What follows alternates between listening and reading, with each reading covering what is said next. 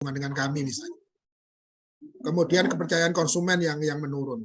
Bagi kami penerima, tentu saja ada penurunan kepercayaan dari publik karena ternyata ternyata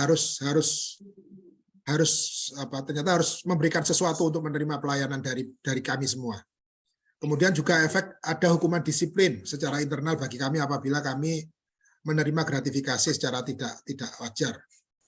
Dan bagi pengguna tentu saja efek jangka panjangnya bisa jadi pekerjaan atau pelayanan yang diberikan menimbulkan ketidakpuasan, bahkan juga sampai keselamatan terancam. Oke, next, Mas.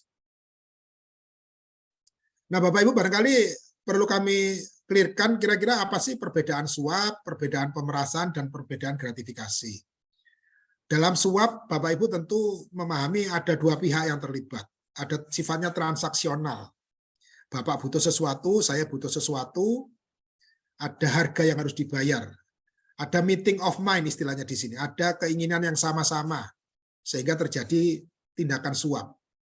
Sementara untuk pemerasan, biasanya yang membedakan tidak ada meeting of mind, justru salah satu pihak yang meminta dengan paksaan, baik secara halus maupun kasar, dan inisiatifnya biasanya dari pemberi layanan. Kalau Bapak Ibu tidak memberikan saya apa yang saya inginkan, maka layanan tidak akan saya berikan. Ini namanya pemerasan.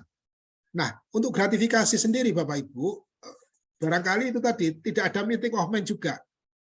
Tidak perlu transaksional, bahkan niat jahat pun belum tentu ada pada saat penerimaan. Jadi misalnya, itu tadi yang sudah saya sebutkan sebelumnya, ada indikasi menanam budi di situ. Saya tidak meminta, Bapak juga tidak berniat buruk memberi kepada saya misalnya, tetapi kan ada indikasi ada kekhawatiran itu ketika gratifikasi. Makanya kita begitu menerima barang atau uang atau apapun, atau servis yang Bapak berikan kepada kami sebagai aparat negara di Direktorat Jenderal Pajak, berkewajiban melaporkan dalam jangka waktu maksimal 30 hari kerja. Jika tidak melaporkan, maka kami dianggap ada niat jahat. Berarti saya atau Bapak menyimpan niat sesuatu dengan pemberian-pemberian tersebut. Baik, lanjut Mas.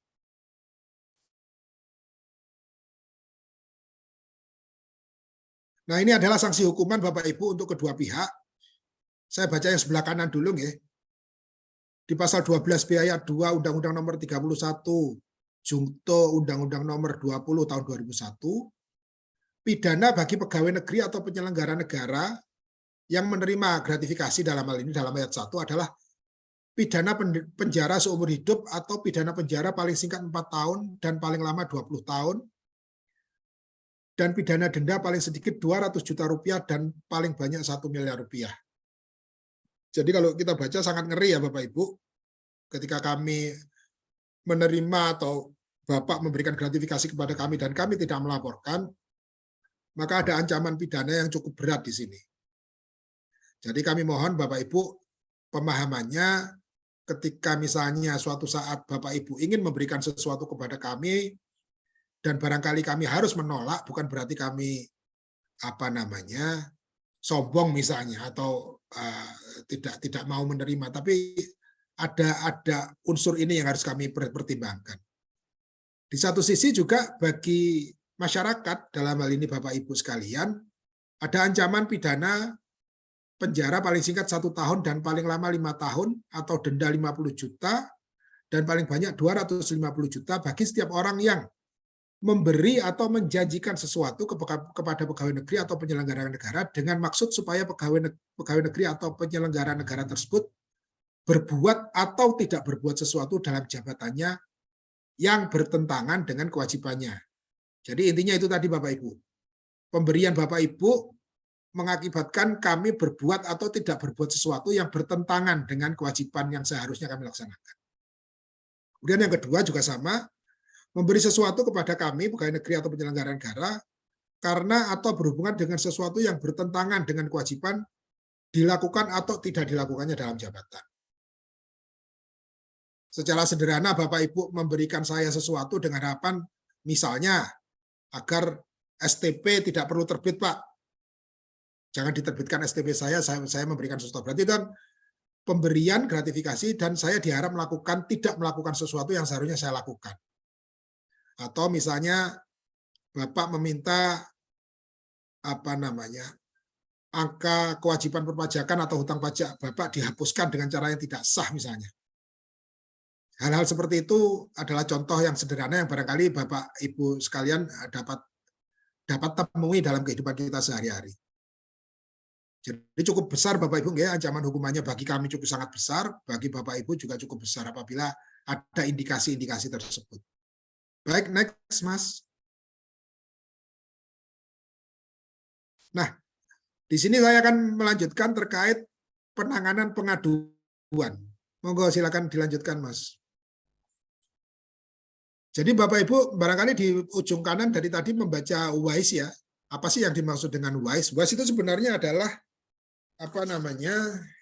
sistem pengaduan yang disusun oleh kami di Kementerian Keuangan berbasis internet agar memudahkan masyarakat, pegawai maupun pejabat Kementerian Keuangan melaporkan perbuatan-perbuatan yang berindikasi pelanggaran disiplin. Jadi peran pentingnya dari sistem ini adalah memudahkan para pegawai dan para pegawai kementerian dan masyarakat sebagai pelapor. Pelanggaran yang dilakukan akan cepat kami ketahui. Kemudian saluran pengaduan ini juga berfungsi sebagai early detection. Jadi ketika ada sesuatu yang tidak pas dan ketika ada laporan kami bisa langsung melangkah untuk melakukan perbaikan atau pengaduan tersebut. Dan saluran pengaduan ini juga sebagai deteran tentu saja. Jadi artinya kami pasti berhati-hati karena apapun yang kami lakukan kalau tidak pas atau yang Bapak Ibu lakukan kalau tidak pas, ada saluran pengaduan yang mudah dijangkau berbasis internet. Silakan next, Mas.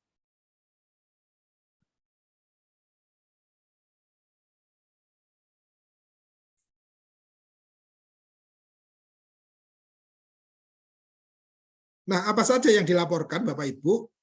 Tentu saja pelanggaran yang dilakukan oleh pegawai sebagaimana yang diatur dalam PP 94 tahun 2021 dan masih menjadi kewenangan Kementerian Keuangan. Misalnya dugaan penyalahgunaan kewenangan, dugaan penerimaan uang, dugaan pemerasan, dugaan penyimpangan dalam perjalanan dinas maupun PP3. Contoh yang lain misalnya ada tindakan sewenang-wenang dari pimpinan, kemudian perbuatan yang bertentangan dengan norma kesusilaan dan merusak citra instansi, pelanggaran kehadiran pekerja, kekerasan dalam rumah tangga dan melalaikan kewajiban sebagai suami istri, dugaan PNS terlibat dalam kegiatan politik. Jadi artinya apa larangan dan kewajiban yang diatur dalam PP 94 apabila Bapak Ibu temui atau kami pun sebagai internal temui, kami punya saluran untuk melaporkannya melalui WISE ini, WISE Kementerian Keuangan. Dan mudah. Bapak Ibu bisa membuka, bisa Google saluran WISE-nya di mana. Jadi setiap ada pengaduan-pengaduan yang masuk pasti akan segera diproses oleh Kementerian Keuangan dalam hal ini. Next, silakan Mas.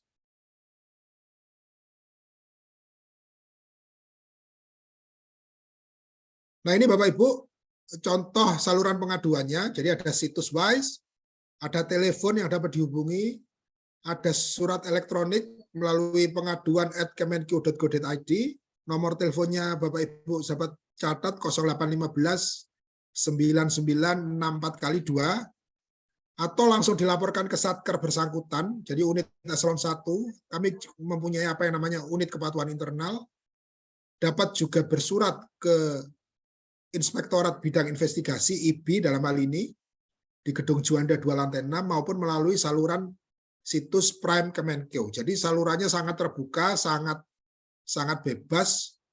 Bapak Ibu kapanpun bisa mengaksesnya apabila ada pengaduan yang perlu disampaikan. Identitas dapat diisi anonim bagi Bapak Ibu yang barangkali ada kekhawatiran tidak nyaman ketika melaporkan pengaduan-pengaduan seperti ini. Pengelola pengaduan hanya membutuhkan kontak yang dapat dihubungi untuk kepentingan tindak lanjut. Jadi ketika Bapak Ibu tidak menyampaikan identitas, paling tidak ada saluran komunikasi di mana kami memastikan pengaduan tersebut, kebenarannya, dan tindak lanjutnya seperti apa. Baik, next. Nah, Bapak Ibu sekalian, barangkali catatan bagi kita semua ya, seringkali kadang-kadang hal-hal seperti ini kemudian disampaikan melalui media sosial. Kami berharap tidak perlu disampaikan melalui media sosial. Karena pertama, telah tersedia saluran resmi pengaduan dan sistem pengendalian 3 lini atau 3 line of defense. Kemudian kerahasiaan tidak terjamin tentu saja, karena pasti akan mudah sekali mengidentifikasi siapa yang melaporkan di media sosial. Kemudian kami juga tidak menyediakan mekanisme perlindungan pelapor apabila sudah melalui media sosial karena sudah kadung terbuka. Dan yang keempat, barangkali yang patut menjadi renungan kita semua, isu kemudian tidak berfokus pada substansi pengaduan dan dapat disalahgunakan untuk oleh oknum yang tidak bertanggung jawab. Jadi isu utamanya kemudian hilang, kemudian malah kemana-mana. Dan keinginan Bapak untuk penyelesaian justru tidak tersampaikan dengan baik. Jadi untuk catatan Bapak Ibu, kami harap memang tidak perlu terjadi ada pengaduan, terutama interaksi Bapak Ibu dengan KPP Madya Surabaya. Tetapi seandainya pun ada pengaduan, kami harap pengaduan tersebut disalurkan melalui mekanisme yang sudah tersedia secara resmi. Tidak perlu disampaikan melalui media sosial. Baik, next. Nah, ini Bapak Ibu adalah gambaran proses bisnis ya, proses pengelolaan WISE. Jadi artinya input pengaduan itu masuk melalui Bapak Ibu, entah melalui WISE atau melalui helpdesk, melalui nomor telepon yang tadi sudah disediakan. Kemudian dari situ kami akan melakukan verifikasi, kemudian melakukan analisis atas pengaduan tersebut, apakah memang memenuhi syarat-syarat dari pelanggaran-pelanggaran yang sudah dilaporkan. Kemudian kami melakukan full bucket istilahnya, pengumpulan bahan dan keterangan, atau melalui audit investigasi hingga selesai. Jadi ada mekanisme tidak serta-merta setiap pengaduan kemudian langsung kami ambil tindakan. Kami harus memverifikasi dulu, kemudian tentu saja mengumpulkan bahan dan keterangan untuk memastikan validitas pengaduan tersebut. Tetapi pada intinya setiap pengaduan insya Allah akan kami proses melalui mekanisme yang sudah tersedia ini. Next. Nah, demikian Bapak Ibu, yang dapat saya sampaikan. Nanti bahannya kalau memang membutuhkan, insya Allah dapat kami share, nanti teman-teman penyuluh dapat membaginya. Tetapi sekali lagi yang dapat kita tarik dari paparan singkat saya tadi adalah ada kebutuhan interaksi, ada interaksi yang intens ya antara kami dengan Bapak Ibu sekalian sebagai wajib pajak, dan untuk menjaga integritas dibutuhkan dua pihak untuk saling bekerja sama. Tidak bisa kami menjaga integritas, berusaha, tetapi dari Bapak Ibu juga tidak bersama-sama membantu kami. Kami menjaga, Bapak Ibu juga turut menjaga. Jadi demikian yang dapat saya sampaikan. Mohon maaf apabila ada kurang jelas atau kesalahan kata. Nanti bahannya insya Allah dapat dibagi oleh teman-teman penyuluh apabila Bapak Ibu membutuhkan. Dan apabila nanti suatu saat ada hal-hal yang perlu ditanyakan, kami persilakan untuk menghubungi kami di KPP Madya Surabaya. Baik, terima kasih. Mohon izin untuk undur diri. Assalamualaikum warahmatullahi wabarakatuh. Monggo Mbak Rani, saya kembalikan waktu dan tempatnya.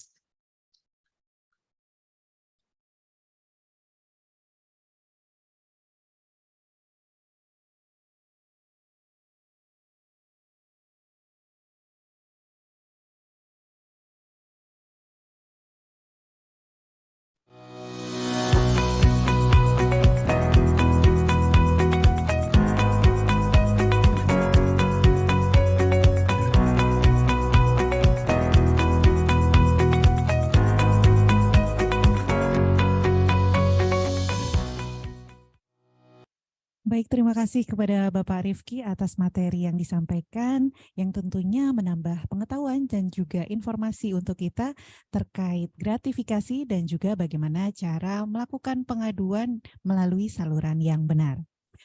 Baik, Bapak Ibu kan pajak, agenda kita selanjutnya adalah inti dari kelas pajak kita di hari ini, yaitu sosialisasi mengenai PMK 60 tahun 2023 tentang batasan rumah umum Pondok Boro, asrama mahasiswa dan pelajar, serta rumah pekerja yang dibebaskan dari pengenaan pajak pertambahan nilai. Materi ini akan dibawakan oleh penyuluh pajak KPP Madya Surabaya yang tentunya sudah tidak asing lagi bagi Bapak Ibu kan pajak. Beliau adalah Bapak Syaiful Muslimin atau Caimin, fungsional penyuluh pajak muda di KPP Madya Surabaya. Selamat pagi Caimin. Selamat pagi Mbak Rani. Ya, bagaimana kabarnya hari ini Caimin? Alhamdulillah baik sekali Mbak Rani, sehat. Ya, sudah tidak sabar ya untuk berbagi bersamakan pajak di pagi hari ini? Ya udah lama ini nggak ketemu sama kawan pajak. Iya. Ingin segera menyapa ini sebetulnya. Baik. Membeli kopi bersama kawan. Saya lihat nih Caimin kan background-nya nuansa kafe-kafe gitu ya Caimin ya?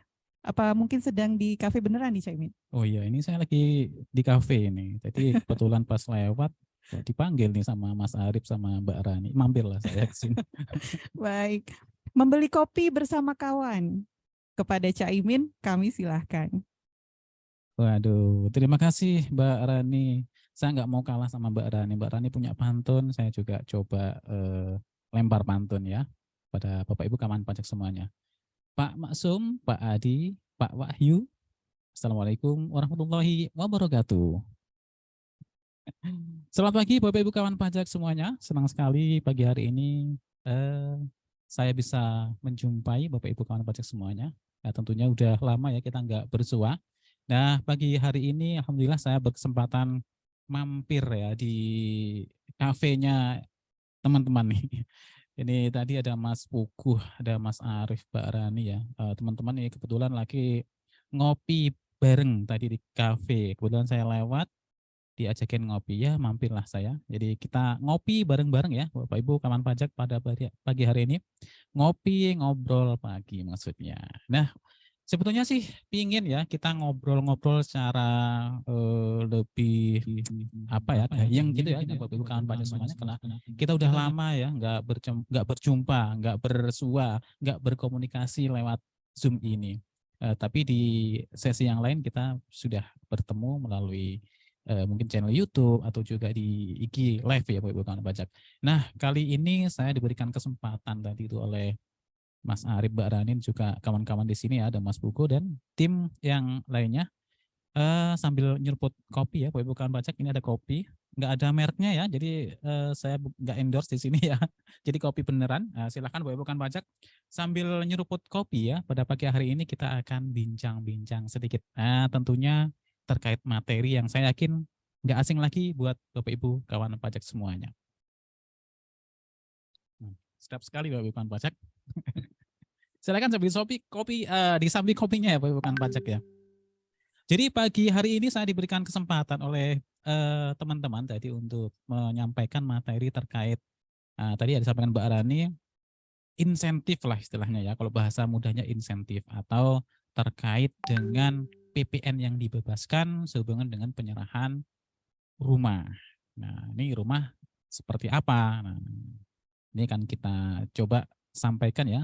Jadi saya sampaikan ulang bahwa kita sebetulnya ingin ngobrol bareng dengan Bapak Ibu kawan pajak semuanya, tapi karena keterbatasan waktu ya Bapak Ibu, kami maksimal pukul 11 kita harus berganti atau beralih ke agenda yang lain, makanya ini saya aja ya yang cerita ya. Nanti kita ngobrol bareng-bareng di lain kesempatan. Gitu ya Bapak Ibu kawan pajak. Nah, agar Bapak Ibu kawan pajak juga bisa menyimak apa yang saya sampaikan, apa yang saya ceritakan pada pagi hari ini, izin share screen Bapak Ibu kawan pajak ya.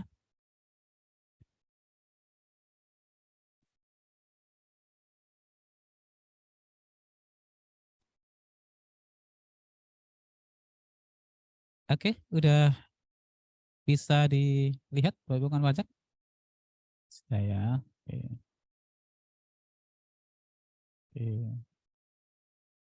Nah, oke Bapak Ibu kawan pajak, pagi hari ini kita akan membicarakan terkait PMK nomor 60 ya tahun 2023. Itu tentang batasan rumah umum Pondok Boro, asrama mahasiswa dan pelajar dan serta rumah pekerja yang dibebaskan dari pengenaan PPN. Seperti yang kita ketahui bersama ya, bukan pajak. Saya izin nih karena saya membawa laptop ya, bukan pajak ya. Jadi saya juga supaya bisa melihat tampilannya Bapak Ibu kawan pajak, saya juga harus membuka laptop ini ya. Jadi kelihatan di situ ada siapa itu ya, Mbak Ana Raswata Sasmaya, banyak sekali namanya, dan juga yang lainnya tentunya ya, supaya saya juga bisa membaca. Ada Putri Nailul Izzah, ada juga Kak Yuni Eka, dan yang lain sebagainya. Nah, Bapak Ibu kan pajak, PP 60, PMK 60 maksud saya, ini merupakan PMK turunan dari PP 49 ya Bapak Ibu kan pajak. Seperti kita ketahui bersama bahwa pemerintah telah menurunkan ya, awalnya kemarin tahun 2021 yaitu ada Undang-Undang HPP ya nomor 7 tahun 2021. Terus kemudian untuk aturan pelaksanaannya berbagai PMK ya sudah diturunkan. Terus kemudian juga ada beberapa PP, diantaranya PP 50, 55, 60 dan juga 66. Sudah kita sampaikan ya kepada Bapak Ibu kawan pajak semuanya, dan pada kesempatan kali ini saya berkesempatan untuk menyiapkan PMK 60. Nah, PMK 60 ini mengacu pada pasal 6 ayat 2I ya di PP 49 Bapak Ibu kawan pajak ya. Nanti boleh dicek ya bahwa di sana disebutkan bahwa barang strategis. Nah, barang-barang strategis itu diantaranya rumah dengan kriteria tertentu, ini kan mendapat fasilitas dibebaskan dari pengenaan PPN. Nah, aturan turunan dari PP 49 itu adalah ini, PMK 60, Bapak Ibu kawan pajak semuanya. Nah, kenapa PMK 60 ini diturunkan? Ini salah satunya adalah pemerintah sangat concern ya, ini memberikan rasa keadilan kepada kita semua, seluruh masyarakat Indonesia. Tentunya karena ini terkait batasan perumahan yang mendapatkan fasilitas dibebaskan dari pengenaan PPN, tujuan utamanya diantaranya adalah untuk meningkatkan ketersediaan rumah ya, availability, dalam upaya mengurangi backlog keperumahan. Jadi seperti yang kita ketahui bahwa Bapak Presiden Joko Widodo itu mencanangkan ya, bahwa mentargetkan ada 1 juta rumah yang ini layak huni. Nah, ini tentunya beberapa kriteria ini harus dipenuhi ya untuk Bapak Ibu kawan pajak agar mendapatkan fasilitas PPN dibebaskan nanti. Kemudian yang berikutnya, tujuan dari PMK 60 ini yang diberikan kepada Bapak Ibu kawan pajak kita semua ya, dengan kriteria tertentu, yang antaranya juga memberikan akses pembiayaan kepada masyarakat Indonesia, accessibility bagi masyarakat yang tentunya memiliki kriteria tertentu, antaranya adalah masyarakat berpenghasilan rendah. Nah, masyarakat berpenghasilan rendah seperti apa itu nanti ada kriterianya. Kemudian juga menjaga keterjangkauan rumah yang layak huni atau accessibility ya Bapak Ibu kawan pajak, affordability. Nah, ini juga sebagai sarana ya bagi Kementerian PUPR tentunya ya, ini melakukan pengawasan kepada pihak pengembang lah tentunya ya. Artinya melakukan pengawasan agar pembangunan rumah yang layak huni ini, khususnya yang disubsidi ini, bisa sesuai dengan kriteria yang seharusnya ya. Jadi pembangunan rumah itu harus memenuhi kriteria standar minimal lah yang ditentukan oleh Kementerian PUPR. Ini salah satu atau di antara kenapa PMK 60 ini diturunkan ya Bapak Ibu kawan pajak. Nah, beberapa kriteria ya yang harus dipenuhi untuk mendapatkan fasilitas PPN dibebaskan ini. Pertama kita bahas terkait dengan rumah umum ya Bapak Ibu kawan pajak. Nah, untuk rumah umum ini yang pertama harus memiliki kode identitas rumah yang disediakan melalui aplikasi Kementerian PUPR. Jadi kalau di kemarin ya insentif COVID ya Pak Ibu, ini sebetulnya sudah tidak asing lagi ya, karena kemarin di insentif COVID kita sudah pernah menyampaikan juga, dan saya yakin Bapak Ibu kan pajak banyak juga yang memanfaatkan fasilitas tersebut. Jadi sana untuk mendapatkan fasilitas PPN ya, ini hampir sama, ini harus memiliki kode identifikasi identitas rumah melalui aplikasi Kementerian PUPR dan atau BP Tapera. Nah ini kalau boleh kita ingat aplikasinya namanya Si Kumbang ya, Bapak Ibu kawan pajak ya, aplikasi kumpulan pengembang. Nah ini untuk mendapatkan fasilitas itu yang pertama, rumah tersebut sudah harus memiliki kode identifikasi yang didaftarkan di aplikasi tersebut, aplikasi Si Kumbang. Kemudian kriteria yang kedua adalah ini harus merupakan rumah yang pertama ya, Bapak Ibu kawan pajak, yang digunakan sendiri oleh WNI MBR. Nah, Bapak Ibu tahu kira-kira apa yang dimaksud WNI MBR? Nah, oke. WNI di sini berarti wajib ya, Bapak Ibu kawan pajak yang memanfaatkan fasilitas ini harus merupakan warga negara Indonesia, dan MBR maksudnya adalah masyarakat berpenghasilan rendah dan tidak dipindah tangankan selama 4 tahun sejak dimiliki. Jadi harus WNI masyarakat berpenghasilan rendah dengan kriteria tertentu nanti ada ya. Dan ini tidak boleh dipindah tangankan selama 4 tahun sejak dimiliki. Kemudian Bapak Ibu yang ketiga, hanya memiliki fungsi sebagai bangunan tempat tinggal yang layak huni. Jadi tidak termasuk rumah toko dan rumah kantor ya Bapak Ibu kawan pajak ya. Jadi kalau yang di ketentuan sebelumnya mungkin rumah toko, rumah kantor masih masuk, di sini tidak termasuk ya Bapak Ibu kawan pajak. Jadi rumah tersebut benar-benar harus merupakan rumah yang tujuannya untuk dihuni dan tadi merupakan rumah yang pertama. Kemudian luas bangunan ini juga diatur Bapak Ibu kawan pajak ya, di PP 49 sebenarnya juga sudah disebutkan di pasal 6 ayat 2i ya, kalau salah nanti bisa dicek. Nah ini luas bangunannya antara 21 meter persegi sampai dengan 36 meter persegi. Dan luasan tanahnya itu lebih atau minimal 60 atau maksimal 200 meter persegi. Jadi kalau untuk luasan tanahnya ini masih lumayan ya sebetulnya. Jadi tidak kecil-kecil amat, jadi masih bisa luasan tanahnya itu sampai dengan 200 meter persegi. Ini masih diberikan kesempatan untuk mendapatkan insentif atau pembebasan PPN ini. Kemudian harga jual, nah ini sampai dengan batasan harga jual. Ini juga ditentukan khusus ya di Kemenpu PR. Nah ini nanti ada di ketentuannya, nanti akan kita sampaikan. Nah kemudian Bapak Ibu kawan pajak untuk rumah pekerja ini Bapak Ibu kawan pajak ya. Rumah pekerja ini yang mendapat fasilitas PPN dibebaskan juga harus memenuhi kriteria. Nih ada beberapa kriteria yang hampir sama ya Bapak Ibu ya dengan tadi rumah umum. Jadi kalau rumah umum itu adalah rumah yang memenuhi kriteria tertentu tadi yang saya sebutkan. Kemudian rumah pekerja. Yang pertama harus merupakan rumah yang dibiayai dan dibangun oleh pemberi kerja yang memiliki NPWP ya, Bapak Ibu kawan pajak ya. Jadi pemberi kerjanya harus memiliki NPWP. Atau bisa juga dibangun oleh jasa perusahaan konstruksi. Jadi boleh dibangun sendiri oleh pemberi kerja, bisa juga dibangun oleh pihak lain ya, dengan melalui perusahaan konstruksi untuk karyawan sendiri dan harus WNI ya. Jadi WNA tidak mendapatkan fasilitas ini, khusus karyawan WNI dan tentunya tidak bersifat komersial karena ini memang fasilitas yang memang diberikan untuk karyawannya. Kemudian kriteria atau syarat yang kedua adalah rumah pertama. Ini hampir sama dengan yang rumah umum tadi ya. Ini merupakan rumah pertama yang dimiliki dan digunakan sendiri oleh karyawan WNI tersebut, yang tentunya masuk dalam kategori masyarakat berpenghasilan rendah dan sama tidak dipindah tangankan selama 4 tahun sejak dimiliki.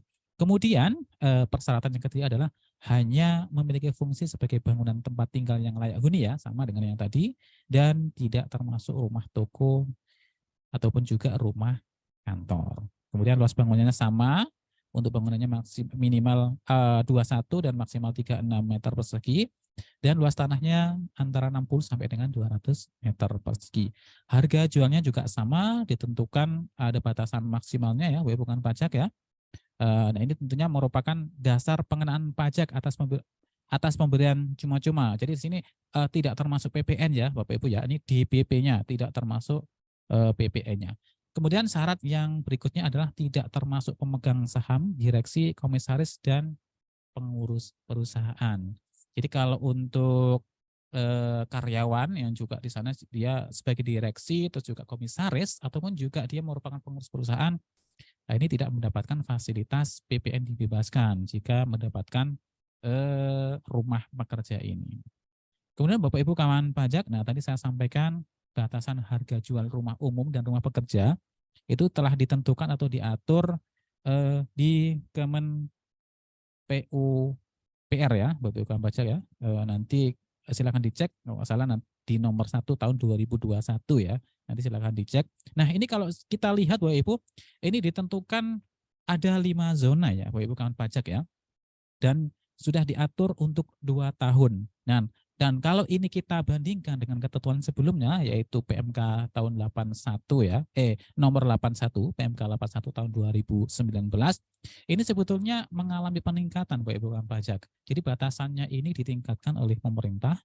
Nah, ini tentunya juga merupakan suatu hal yang baik bagi Bapak Ibu kawan pajak untuk bisa lebih memaksimalkan atau memanfaatkan fasilitas ini. Jadi kalau di PMK sebelumnya itu diatur antara kurang lebih batas minimalnya 150 jutaan ya. Nah, sekarang minimal 162 juta itu untuk tahun 2022 yang di zona yang pertama ya, di Jawa dan itu Jabodetabek ya. Terus kemudian untuk tahun 2024 ini diatur yang di zona pertama itu 166 juta. Ini mengalami peningkatan dari batasan di aturan sebelumnya yaitu di PMK 81 tahun 2019. Dan Bapak Ibu kawan pajak, kami informasikan bahwa dengan diberlakukannya PMK 60 ini, maka PMK 81 tahun 2019 sudah dinyatakan dicabut. Maka acuannya sekarang menjadi pakai PMK 60 ini ya Bapak Ibu kawan pajak ya. Ini di zona 1, 2, 3, 4, 5 nanti bisa dicek sendiri oleh Bapak Ibu kawan pajak. Ini juga ada di lampiran PMK 60. Kalau kita lihat di yang tahun 2024 Bapak Ibu ya, ini ada kata mulai ya Bapak Ibu kawan pajak ya. Artinya sepanjang nanti ketentuan di PMK 60 ini tidak dirubah, maka masih menggunakan acuan di PMK 60 ini ya Bapak Ibu kawan pajak. Jadi makanya di sana disampaikan mulai tahun 2024. Kemudian Bapak Ibu kawan pajak, nah ini mekanismenya ya Bapak Ibu kawan pajak ya. Untuk bisa memanfaatkan fasilitas PPN dibebaskan ini ada mekanisme penyerahan rumah ini dan rumah pekerja. Ini harus yang perlu dipahami oleh Bapak Ibu kawan pajak ya. Nah, tadi masyarakat berpenghasilan rendah ya, WNI ya, WNI MBR ya, kita singkat begitu ya. WNI masyarakat berpenghasilan rendah untuk bisa memanfaatkan fasilitas ini bisa melalui 2 cara Bapak Ibu kawan pajak ya. Nah, kalau Bapak Ibu kawan pajak sudah pernah mengikuti atau sudah memanfaatkan melalui jalur perumahan subsidi ya Bapak Ibu kawan pajak ya yang sebelah kiri ya.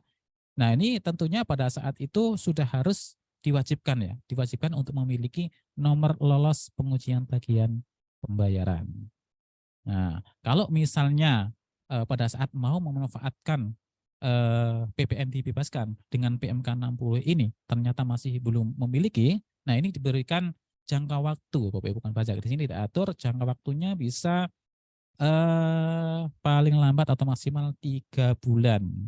Nah, ini jika misalnya Bapak Ibu belum mendapatkan atau memiliki nomor lolos pengujian tagihan pembayaran ini silahkan masih bisa diurus dengan apa ya, berjalan sambil proses dijalankan dalam jangka waktu 3 bulan. Nah, kalau misalnya 3 bulan ini masih belum juga mendapatkan nomor lolos pengujian tagihan pembayaran tadi itu, nah ini Bapak Ibu kawan pajak dipersilahkan dalam jangka waktu 1 bulan ini ya, silahkan masih bisa ditunggu.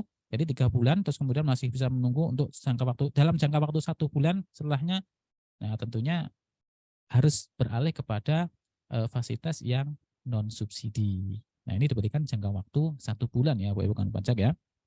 Nah, dari jangka waktu 1 bulan ini nanti Bapak Ibu kawan pajak akan mendapatkan yang namanya pemberitahuan pemanfaatan fasilitas. Ini harus dimiliki oleh Bapak Ibu kawan pajak dan dikhususkan buat Bapak Ibu kawan pajak yang telah memiliki NPWP.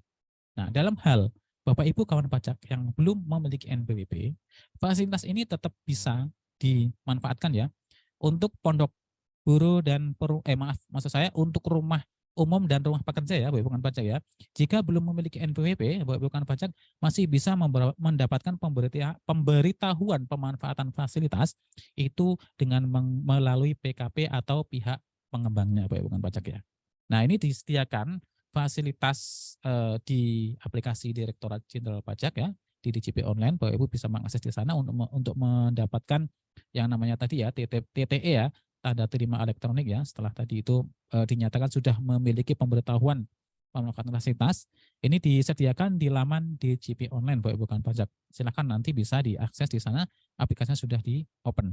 Kalau misalnya Bapak Ibu kawan pajak yang ingin memanfaatkan fasilitas PPN dibebaskan atas penyerahan rumah umum dan juga rumah pekerja ini, tapi tidak memiliki nomor lolos pengujian tagihan melalui jalur subsidi, terus kemudian memanfaatkan jalur yang non subsidi dan ternyata belum memiliki NPWP, yaitu tadi bisa mendapatkan pemberitahuan pemanfaatan fasilitas melalui PKP pengembangnya.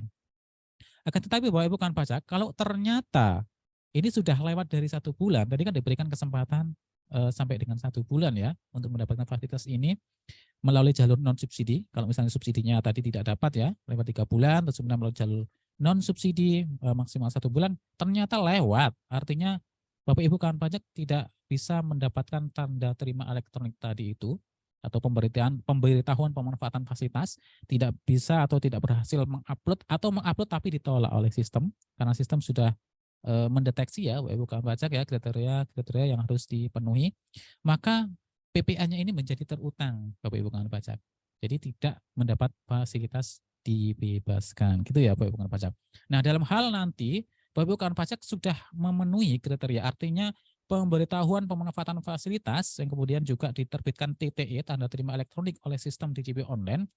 Bapak Ibu telah mendapatkan TTE tersebut, maka PKP yang melakukan penyerahan atas rumah umum dan juga rumah pekerja tersebut dapat menerbitkan faktur kodenya 08, yaitu faktur pajak yang dibebaskan. Itu ya Bapak Ibu kawan pajak ya.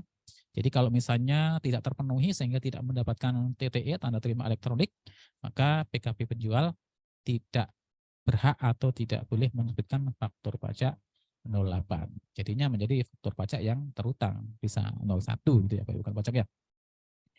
Oke, bisa dipahami ya Bapak Ibu kawan pajak ya. Kita lanjut ke slide berikutnya. Nah, syarat berikutnya untuk masyarakat berpenghasilan rendah yang berhak mendapatkan fasilitas PPN dibebaskan ini adalah yang pertama, Bapak Ibu kawan pajak tadi kan dipasarkan sudah harus memiliki NPWP gitu ya, telah melaporkan SPT tahunan PPh orang pribadi 2 tahun terakhir. Kemudian bagi Bapak Ibu yang PKP, nah ini artinya yang telah menjadi kewajiban.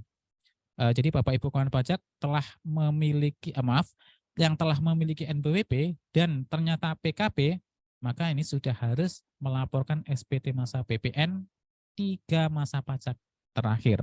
Ini khusus bagi Bapak Ibu kawan pajak yang sudah PKP maksudnya ya untuk yang saat kedua ini. Kemudian syarat yang ketiga adalah tidak memiliki hutang pajak atau data tunggakan pajak ya Bapak Ibu kawan pajak. Ini tentunya secara sistem nanti akan kita cek atau sistem akan mendeteksi Bapak Ibu kawan pajak masih memiliki data tunggakan atau enggak. Jadi kalau misalnya syarat yang satu, yang pertama dan kedua sudah terpenuhi, terus kemudian kok masih tidak bisa mengakses atau tidak bisa mendapatkan tanda terima elektronik tadi atau pemberitahuan pemanfaatan fasilitas tidak dapat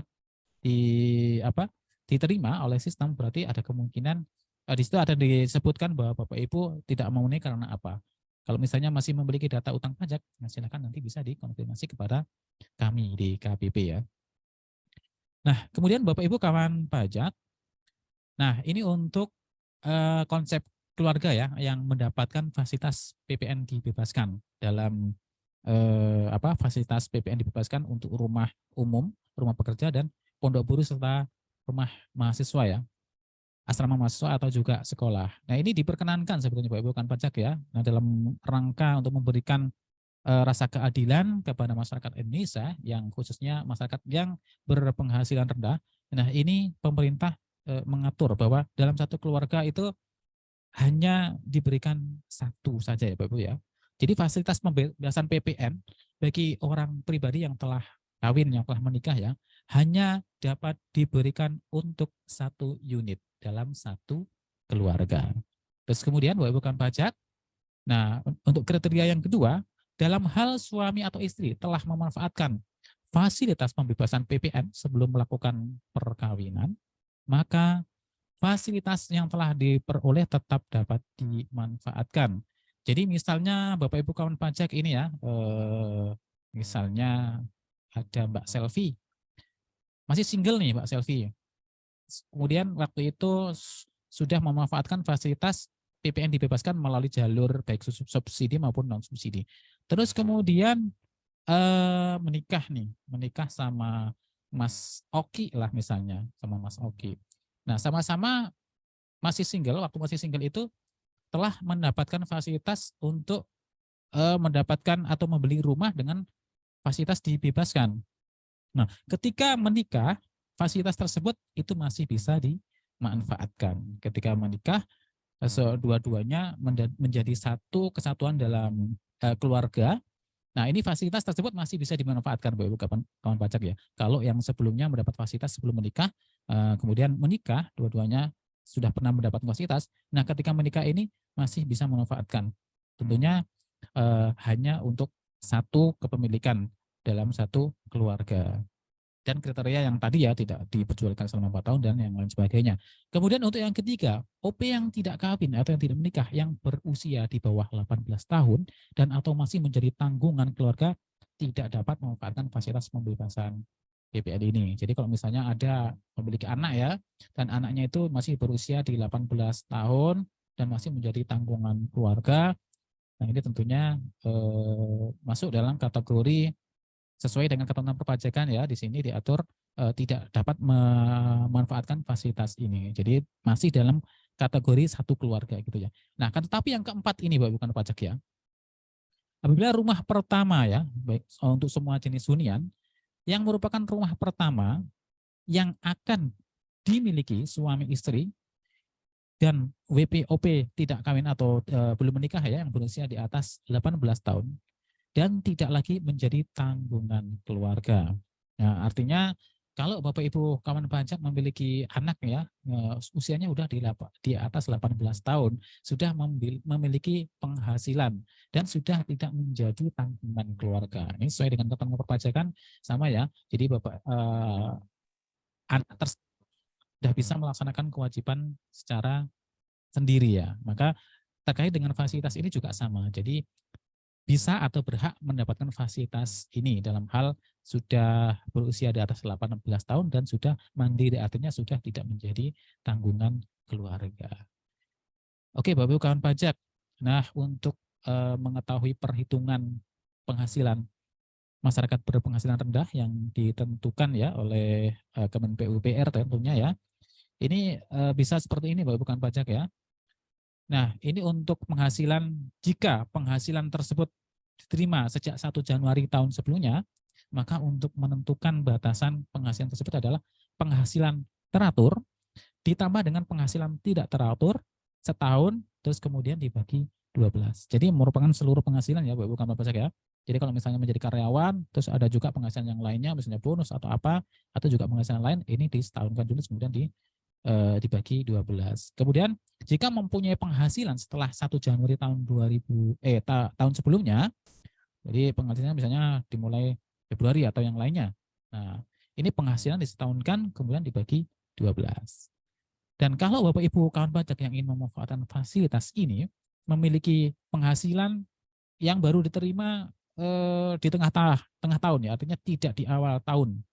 Di tahun sebelumnya, maka penghasilan tersebut disetahunkan kemudian juga dibagi 12. Sama ya dengan perhitungan penghasilan untuk menghitung penghasilan itu ya Bapak Ibu pajak ya. Nah, terus kemudian untuk suami istri yang sama-sama bekerja atau memiliki penghasilan baik melaksanakan kewajiban perpajakan secara terpisah maupun tidak, Nah, ini penghasilannya dijumlahkan. Gitu ya, Bapak Ibu bukan pajak ya. Nah, ini kriterianya Bapak Ibu bukan pajak untuk mendapatkan perhitungan tadi ya, MBR, masyarakat berpenghasilan rendah dalam 1 bulan, ini diatur seperti ini ya. Baik perolehan rumah umum bagi non peserta program kepemilikan rumah umum dari pemerintah dan untuk perolehan rumah pekerja. Ini yang pertama untuk rumah umum, jika karyawan maka yang dijadikan sebagai acuan untuk menentukan batasan masyarakat berpenghasilan rendah tadi adalah seluruh penghasilan bruto dari pekerjaan tersebut. Apabila karyawan tersebut orang pribadi, apabila pihak yang akan menerima atau memanfaatkan fasilitas PPN dibebaskan tersebut merupakan orang pribadi yang melakukan kegiatan usaha dan atau pekerjaan bebas, maka penghasilan neto penghasilannya dihitung dari penghasilan neto dengan menggunakan norma penghitungan penghasilan norma atau juga berdasarkan pembukuan. Nah, jika orang pribadi yang melakukan kegiatan usaha yang dikenai PPh final, ya ini sama dengan menggunakan penghasilan neto dengan NPPN ya, norma penghitungan penghasilan neto. Dan apabila karyawan sekaligus melakukan kegiatan usaha dan atau pekerjaan bebas, nah ini untuk karyawan, tapi dia juga melakukan pekerjaan bebas, maka merupakan penjumlahan dari seluruh penghasilan tersebut ya, baik dari karyawan maupun juga dari pekerjaan bebas tersebut. Nah, kemudian tadi itu untuk yang rumah umum ya, bukan pajak ya. Nah, untuk yang rumah pekerja ini tentunya dihitung seluruh penghasilan bruto dari pekerjaan tersebut ya, bukan pajak ya. Nah, jadi itu Bapak Ibu kawan pajak cara untuk menentukan batasan sehingga menjadi kriteria masyarakat berpenghasilan rendah. Itu ya Bapak Ibu kawan pajak ya. Nah, Bapak Ibu kawan pajak untuk penghasilan masyarakat berpenghasilan rendah, nah, ini peserta program pemilikan rumah umum dan pemerintah ini bisa nanti coba untuk melakukan penghitungannya berdasarkan cara-cara yang tadi kita sebutkan di slide sebelumnya. Apabila nanti ada karyawan Bapak Ibu bukan pajak atau Bapak Ibu bukan pajak yang merupakan karyawan dan memenuhi kriteria tersebut, masyarakat berpenghasilan rendah, maka Bapak Ibu bukan pajak bisa memanfaatkan fasilitas PPN dibebaskan ini. Kemudian Bapak Ibu kawan pajak, nah kita akan beralih ke fasilitas PPN dibebaskan untuk pondok guru dan juga asrama mahasiswa maupun pelajar. Oke, Bapak Ibu bukan pajak, sambil kita menikmati kopi kita ya, Bapak Ibu bukan pajak, saya persilahkan Bapak Ibu bukan pajak untuk nyeruput kopinya ya. Jadi pagi hari ini memang kita temanya ngopi bareng KPP Matias Surabaya ya. Ngobrol pagi bareng KPP Matias Surabaya. Oke, Bapak Ibu, silakan bisa disambi ngopi atau juga iya, diseruput kopinya dulu atau camilannya mungkin yang ada di mejanya masing-masing ya. Mantap sekali Bapak Ibu bukan pajak. Nah, kita lanjut ke fasilitas PPN dibebaskan untuk pondok buruh ya, Bapak Ibu bukan pajak ya. Nah, untuk pondok buruh dan asrama mahasiswa ini agak sedikit berbeda ya, Bapak Ibu bukan pajak. Kalau tadi yang mendapat fasilitas untuk rumah umum dan rumah pekerja tadi adalah pihak yang mendapat atau membeli atau memanfaatkan fasilitas tersebut. Artinya orang yang akan mendapat penyerahan tersebut, yang membeli itunya ya. Nah, kalau yang pondok buruh sama asrama mahasiswa ini, seperti yang kita ketahui bersama ya, Bapak Ibu kawan pajak ya, tidak semua masyarakat berpenghasilan rendah itu memiliki kemampuan untuk membeli rumah ya. Nah, jadi kalau rumah umum dan juga rumah pekerja, jadi kan dibeli ya, dibeli dengan harga yang terjangkau tentunya ya, dengan kriteria tadi. Nah, untuk pondok buruh dan juga asrama mahasiswa ini tidak dibeli Bapak Ibu kawan pajak ya. Ini mengakomodir Bapak Ibu kawan pajak atau karyawan yang ternyata tidak memiliki kemampuan untuk membeli, tapi ingin memiliki atau memanfaatkan rumah, yaitu melalui sewa ya. Nah, pondok buruh dan asrama mahasiswa ini di sini berarti disewakan. Nah, maka di sini yang mendapat fasilitas adalah pihak yang menerima penyerahan tersebut. Nah, pihak yang menerima penyerahan yaitu diantaranya bisa pemerintah pusat, pemerintah daerah, koperasi buruh dan juga koperasi karyawan. Artinya apa? Pihak-pihak ini nanti yang akan menerima penyerahan pondok buru dan kemudian rumah-rumah tersebut disewakan kepada pihak-pihak yang membutuhkan ya, bisa karyawan atau pihak yang lain.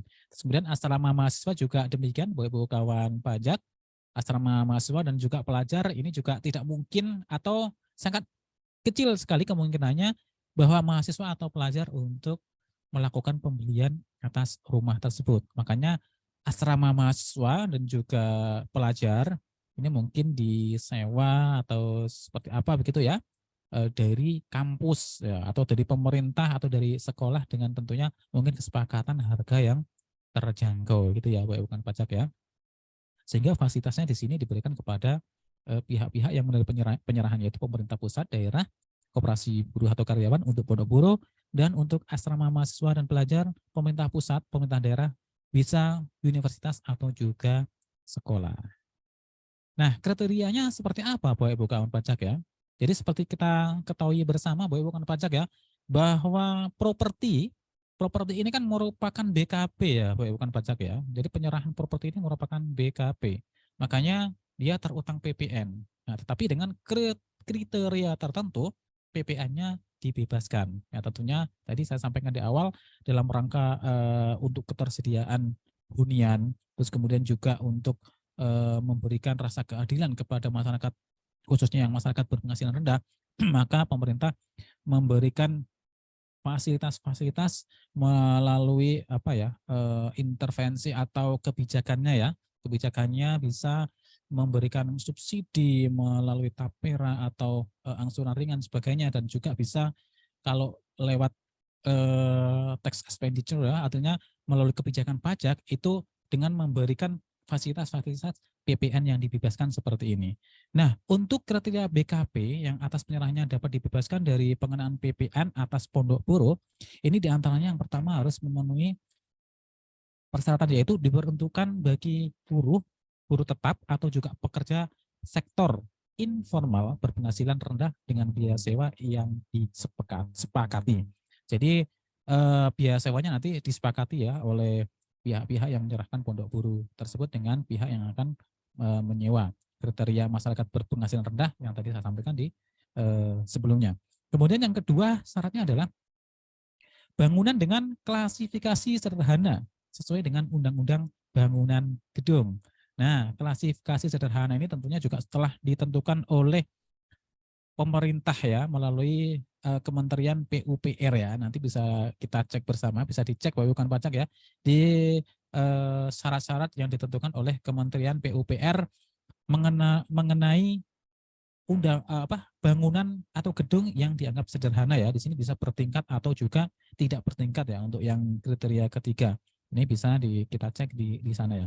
Kemudian yang keempat, tidak dipindah tangankan dalam jangka waktu 4 tahun sejak diperoleh. Jadi untuk yang empat ini hampir sama dengan persyaratan pada rumah umum dan juga rumah pekerja. Kemudian Bapak Ibu kawan pajak, untuk yang penyerahan yang dibebaskan untuk asrama mahasiswa dan juga pelajar, nah ini juga ada kriteria yang harus dipenuhi. Ini yang pertama adalah diperuntukkan khusus untuk pemondokan pelajar atau mahasiswa ya. Jadi khusus pelajar dan mahasiswa. Kok mahasiswa nggak diatur? Nah, mahasiswi masuk di sini ya. Pelajar, siswa atau siswi dan mahasiswi ya, mahasiswi ya. Walaupun di sini nggak disebutkan, masuk bukan pajak. Oke, ini cuman slide-nya kurang lengkap ya. Harusnya ini ada mahasiswa garis miring I, mahasiswi ya. Gitu ya. Terus kemudian syarat yang kedua, bangunan dengan klasifikasi sederhana sesuai Undang-Undang Bangunan Gedung ya, sama dengan yang tadi ya, klasifikasi bangunannya luasannya sederhana seperti apa itu ditentukan dengan Kementerian PUPR. Kemudian yang ketiga adalah bangunan bertingkat atau tidak bertingkat, sama ya. Jadi tidak dibatasi yang tidak bertingkat saja, bertingkat juga boleh baik ke atas maupun ke bawah tentunya ya. Nah, ini semuanya bertingkat. Nah, ini bisa mendapatkan fasilitas ini Bapak Ibu bukan pajak. Kemudian yang keempat, Bapak Ibu bukan pajak, sama. Ini fasilitasnya tidak dipindah tangankan dalam jangka waktu 4 tahun Bapak Ibu bukan pajak ya. Kemudian Bapak Ibu ini untuk mekanisme pemanfaatan fasilitas PPN dibebaskan atas penyerahan pondok buruh dan asrama pelajar maupun mahasiswa ya. Ini agak sedikit berbeda dengan tadi ya penyerahan rumah umum dan juga rumah pekerja. Nah, di sini Bapak Ibu kawan pajak, pihak pengembang ini salah satu syaratnya adalah harus memiliki NPWP. Kalau tadi ya pihak yang mendapat fasilitas di rumah umum dan juga rumah pekerja tadi tidak harus memiliki NPWP, artinya fasilitas masih bisa dimanfaatkan melalui pihak pengembangnya ya. Kalau yang tadi. Nah, untuk yang maaf, saya kok keluar nih ya.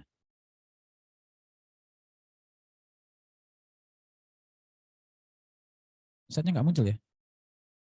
Sebentar nih kok muncul di saya. Bentar, ini ada gangguan. Stop.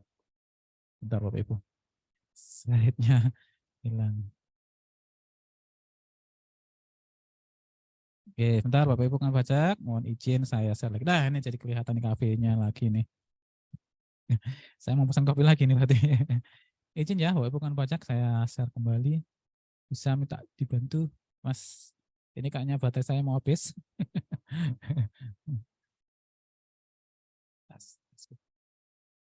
Sambil saya share ulang Bapak Ibu kan pajak, silahkan sambil diseruput kopinya Bapak Ibu kan pajak ya. Tasnya di ruang. Maaf. Baik Bapak Ibu, saya share kembali ya. Tadi slide-nya sempat motong tadi ya, nggak kelihatan. Maaf, apakah sudah kelihatan Bapak Ibu kan pajak? Sudah muncul ya. Baik, nah ini kayaknya nge-lag ya karena belum ngopi ya. Baik Bapak Ibu, silakan dilanjutkan ngopinya kembali ya. Ini saya ngopi lagi. Yang lag-nya kayaknya bukan laptopnya tapi sayanya ini kayaknya. Sudah agak ngantuk. Baik Bapak Ibu kawan pajak, kita lanjutkan. Tadi saya sampaikan bahwa untuk pondok rumah umum ya, aduh saya tuh pikiran saya tuh mau ke pondok Ramadan aja mesti kalau ngomong pondok buruh nih. Pondok Ramadan. Jadi rumah umum dan rumah pekerja tadi fasilitasnya bisa dimanfaatkan oleh pihak yang memanfaatkan, yang membeli gitu ya. Walaupun tidak memiliki NPWP, jadi bisa mendapatkan PTE-nya tadi ya, pemberitahuan pemanfaatan fasilitas melalui pengembangnya atau PKP yang menyerahkan untuk rumah umum dan rumah pekerja. Tapi kalau untuk rumah pondok buruh maksud saya, dan asrama pelajar maupun asrama mahasiswa, ini mutlak harus memiliki NPWP ya. Jadi pihak pengembangnya harus memiliki, atau pihak yang menyerahkan maksud saya, itu harus memiliki NPWP. Kalau tidak memiliki NPWP, maka tidak dapat memanfaatkan fasilitas ini. Nah, Bapak Ibu, mekanismenya seperti ini. Jadi bagi pihak yang menyerahkan pondok buruh dan juga asrama mahasiswa ataupun pelajar tadi ya, mahasiswa-mahasiswi atau pelajar-pelajar wati ya, kemudian yang telah memiliki NPWP, silahkan mengakses atau mengupload fasilitas pemanfaatan pembebasan PPN ini melalui laman DJP online ya, Bapak Ibu kan pajak. Nah, ketika nanti sudah berhasil mendapatkan tanda terima elektronik tadi ya di laman DJP online, maka atas pondok buruh dan juga asrama mahasiswa tadi berhak mendapatkan fasilitas PPN dibebaskan. Nah, tentunya dengan diterbitkan faktur pajak 08 ya oleh pihak yang menyerahkan. Tetapi sekali lagi saya ulang bahwa untuk pondok buruh dan asrama mahasiswa maupun mahasiswi atau pelajar dan pelajar wati ya, siswa-siswi maksudnya. Nah, ini kalau tidak memiliki NPWP, pihak yang mendapatkan penyerahan tadi itu ya, ada pemerintah pusat, pemerintah daerah, koperasi karyawan, koperasi apa tadi ya, koperasi karyawan, karyawati ya, apa? Maaf, koperasi buruh maksud saya. Nah, ini harus memiliki NPWP untuk penyerahan pondok buruh atau asrama pelajar dan mahasiswa. Kalau tidak, maka tidak dapat mendapatkan fasilitas ini, bukan pajak. Nah, bukan pajak. Nah, untuk faktur pajak wajib diterbitkan oleh pihak yang menyerahkan. Nah, karena ini adalah faktur pajak yang dibebaskan, maka kode faktur pajaknya adalah menggunakan kode 08 ya, bukan pajak ya. Nah, untuk faktur pajak kode 08 ini standar sebetulnya bukan pajak ya. Standar untuk pembuatan faktur pajak melalui e-faktur. Nah, kode 08 diantaranya harus memenuhi kriteria ya. Yang paling utama adalah cap. Nah, cap lainnya harus dicap dengan ketentuan yang berlaku, dan ini ketentuannya adalah merujuk pada PPN dibebaskan berdasarkan PP ya, Peraturan Pemerintah Nomor 49 Tahun 2022. Bukan PMK 60 tetapi PP 9 Tahun 2022 ya. Baik untuk PPN atas penyerahan rumah umum, pondok buruh, asrama mahasiswa atau pelajar, dan juga rumah pekerja. Nanti cap faktur pajaknya untuk kode 08 adalah berdasarkan PP nomor 49 tahun 2022. Nah, kemudian untuk identitas ya pihak yang akan memperoleh ya ini standar, ini silahkan nanti dicantumkan di sana ya identitasnya pihak yang menerima, baik tadi rumah umum, rumah pekerja ya, tentunya karyawannya tadi ya, atau pihak yang memanfaatkan. Terus kemudian untuk yang pondok buruh atau juga asrama mahasiswa pelajar, ini silakan. Ini juga ada koperasi buruh, koperasi karyawan, pemerintah pusat ataupun juga pemerintah daerah. Kemudian di kolom referensi ya ini silakan nanti Bapak Ibu bisa diisi dengan 3 opsi ya, atau 4 opsi nanti di sini ya. Ini silakan sesuai dengan yang dimanfaatkan atau fasilitas yang digunakan. Kalau misalnya tadi rumah pekerja atau rumah umum dan yang memanfaatkan adalah pihak yang mendapatkan fasilitas melalui jalur subsidi, nah ini silahkan nanti diisi kolom referensinya nomor 1. Ini adalah nomor lolos pengujian tagihan pembayaran atau NLPTP untuk rumah subsidi. Kemudian untuk yang apabila bukan rumah subsidi, maka silahkan menggunakan nomor tanda terima pemberitahuan pemanfaatan fasilitas untuk rumah non subsidi, pondok buruh, dan juga atau asrama mahasiswa-mahasiswi. Kemudian yang ketiga, keterangan program kepemilikan rumah umum dari pemerintah dalam hal belum memiliki nomor lolos pengujian tagihan untuk rumah subsidi. Nah, yang ketiga ini seperti yang saya sampaikan tadi ya, kalau misalnya Bapak Ibu kawan pajak ingin atau karyawannya ingin memanfaatkan fasilitas PPN dibebaskan dengan membeli rumah umum dan rumah pekerja,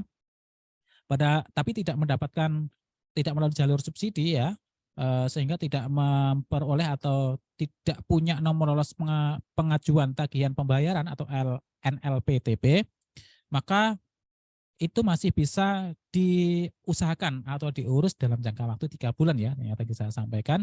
Nah, ini referensinya menggunakan nomor 3 ini Bapak Ibu kawan pajak ya. Jadi masih secara gampang bisa kita pahami sebagai masih dalam proses. Nah, artinya masih dalam proses pengurusan, nah tentunya dalam jangka waktu 3 bulan tadi ya.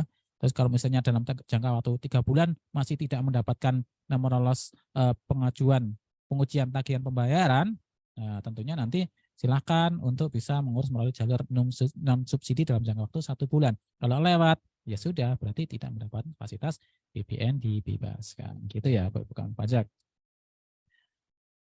Kemudian Bapak Ibu kawan pajak, nah ini konsekuensinya ya Bapak Ibu kawan pajak, kalau ternyata kriteria tadi untuk mendapatkan fasilitas dibebaskan ternyata tidak terpenuhi ya Bapak Ibu kawan pajak. Bapak Ibu kawan pajak sudah menerbitkan faktur pajak 08 misalnya. Terus ternyata pihak yang memanfaatkan atau mendapatkan fasilitas ini tadi dalam berjalannya waktu ya, memang di awal kita memberikan fasilitas dan katakanlah itu ternyata terakomodir ya, artinya dimanfaatkan, fasilitas itu diperoleh lah oleh pihak yang memanfaatkan. Tapi ternyata dalam berjalannya waktu tidak terpenuhi kriterianya tadi.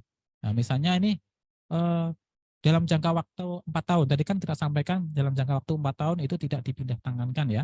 Ya ternyata ini dipindah tangankan. Nah, ini tentunya berdasarkan data yang ada, melalui mungkin proses penelitian atau yang lainnya, ini yang seharusnya dibebaskan menjadi tidak dibebaskan. Makanya ini nanti tentunya dalam perjalanan waktu akan kita lakukan cek ya, cross check ya. Nah, dalam rangka apa? Ya tentunya dalam rangka keadilan ya Bapak Ibu ya.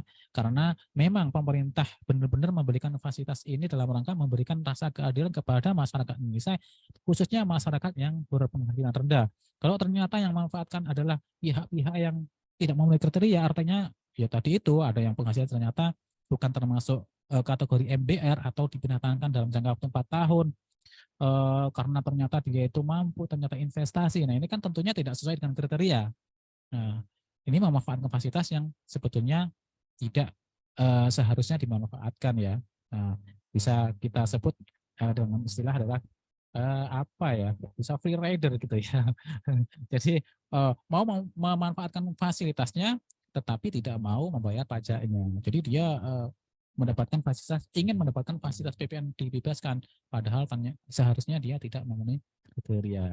Nah, ini tentunya nanti harus dibayar PPN-nya, Pak Ibu kalau pajak ya. Kemudian, nah ini ya Bapak Ibu ya, kalau pajak ya, tentunya kalau tadi terdapat data dan informasi bahwa ternyata seharusnya tidak dibebaskan PPN tersebut, maka PPN tersebut akan kita tagihkan ya Bapak Ibu pajak, tentunya melalui prosedur formal yang memang kita laksanakan sesuai dengan ketentuan perpajakan.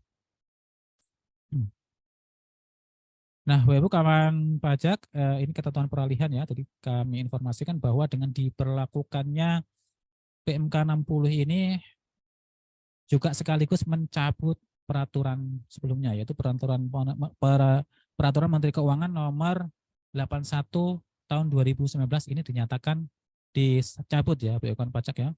Jadi PMK 81 tahun 2019 ini sudah dinyatakan dicabut dengan diberlakukannya PMK 60 tahun 2022, di mana PMK nomor 60 tahun 2023 ini ditetapkan tanggal 9 Juli ya tahun 2023 dan diundangkan tanggal 12 Juli tahun 2023 dan dinyatakan berlaku sejak diundangkan. Berarti tanggal berapa Bapak Ibu pajak? Ini bisa menjadi kuis ini sebetulnya ya. Jadi ditetapkan tanggal 9, diundangkan tanggal 12 Juli tahun 2023. Berarti berlaku tanggal berapa Bapak Ibu pajak? 9/12. Kalau Bapak Ibu kawan pajak tadi sebelum mengikuti acara ini atau kemarin registrasi sudah mengisi pretest, ini tentunya sekarang menjadi tahu, dan kalau misalnya kemarin jawabannya benar, ya seharusnya mendapatkan pintu terkejut ya, door prize. Jadi undang-undang atau PMK nomor 60 tahun 2023 ini diberlakukan sejak diundangkan, yaitu tanggal 12 Juli tahun 2023. Gitu ya Bapak Ibu kawan pajak. Nah, Bapak Ibu kawan pajak, sepertinya sudah selesai ya materi yang saya sampaikan. Mudah-mudahan apa yang saya sampaikan tadi bisa diterima dengan baik oleh Bapak Ibu kawan pajak ya. Dan Bapak Ibu kawan pajak atau mungkin karyawannya yang memenuhi kriteria untuk bisa memanfaatkan fasilitas PPN dibebaskan atas penyerahan rumah, baik rumah umum, rumah pekerja, pondok buruh, atau juga pondok asrama mahasiswa ya. Atau barangkali masih ada ya yang mahasiswa atau mahasiswa di sini, ya silakan nanti bisa memanfaatkan fasilitas tersebut. Nah, asalkan nanti kriterianya dipenuhi ya Bapak Ibu pajak. Ini pemerintah benar-benar sangat mensupport, mendukung program pemerintah untuk mewujudkan hunian yang layak huni ya tentunya ya, dengan program 1 juta rumah layak huni ya yang dicanangkan oleh Bapak Presiden ya beberapa waktu yang lalu, dan memberikan kemudahan juga meringankan beban masyarakat, khususnya masyarakat yang berpenghasilan rendah untuk bisa memiliki rumah atau hunian yang tentunya layak huni ya. Silahkan ini dipermudah melalui kebijakan intervensi atau kebijakan yang dilakukan oleh pemerintah, baik melalui kebijakan pemberikan kemudahan fasilitas, misalnya bunga yang ringan, atau juga mungkin melalui tapera, atau juga melalui tax expenditure-nya atau kebijakan pajaknya, yaitu dengan memberikan fasilitas-fasilitas seperti ini Bapak Ibu pajak ya, PPN dibebaskan. Ini tentunya dalam rangka mengajak atau memotivasi Bapak Ibu kawan pajak semuanya untuk segera silakanlah memiliki rumah atau hunian yang layak apabila Bapak Ibu kawan pajak ingin yang belum ya, tentunya yang belum memiliki, dan ini sebagai rumah pertama tentunya apabila memenuhi kriteria yang tadi saya sampaikan. Nah, Bapak Ibu kawan pajak, barangkali ada yang mau ditanyakan di persidangan. Ada beberapa waktu. Oke, boleh silahkan.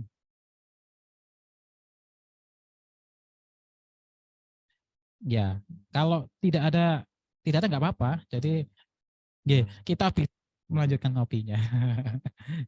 Karena habis ini memang kita harus beralih ke agenda yang lain, Bapak Ibu kan pajak ya. Jadi kalau misalnya memang tidak ada yang ditanyakan dan Bapak Ibu mungkin sudah yakin bahwa saya mau memenuhi kriteria nih, saya mau beli rumah sesuai dengan kriteria tadi ya. Wah, ini Bapak Ibu, nah silakan nanti dimanfaatkan benar-benar fasilitas yang memang diberikan oleh pemerintah dalam rangka mensupport kita semuanya ya, dalam rangka juga membangkitkan perekonomian Indonesia ya, khususnya Bapak Ibu kawan pajak yang bergerak di bidang industri properti tentunya. Dan bagi masyarakat yang masih rendah ya dengan kriteria tadi, padahal kalau menurut saya kriterianya juga nggak terlalu rendah ya, yang seperti tadi ya. Nah itu silakan nanti bisa dimanfaatkan, dan jika juga bisa sekaligus mensukseskan program pemerintah untuk mewujudkan 1 juta rumah layak huni yang sedang dicanangkan oleh pemerintah. Ada? Kalau tidak ada bisa kita akhiri. Oh, oke. Oke, saya stop screen ya. Stop share screen.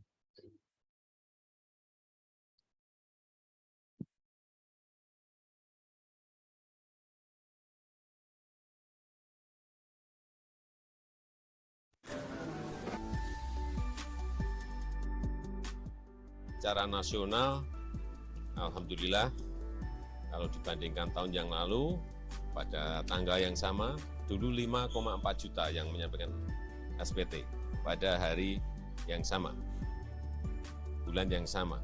Tapi tahun ini sudah 6,6, artinya ada kenaikan masyarakat yang menyampaikan SPT lebih awal. Artinya masyarakat semangat semuanya untuk menyampaikan SPT. Ini yang saya senang. Jadi kita harapkan seluruh wajib pajak segera menyampaikan SPT-nya paling lambat tanggal 31 Maret 2023.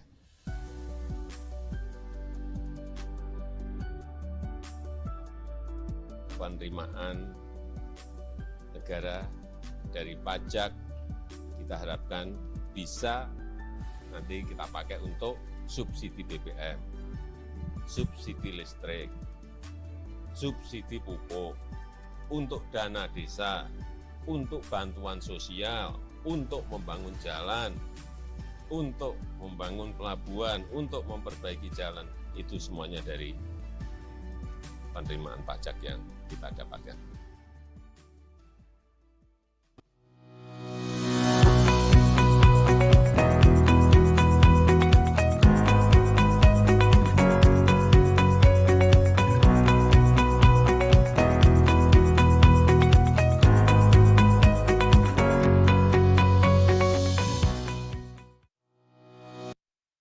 Baik, terima kasih Caimin atas materi yang disampaikan. Semoga materi PMK 60 tadi yang telah disampaikan oleh Caimin bisa diterima dengan baik oleh Bapak Ibu kan pajak.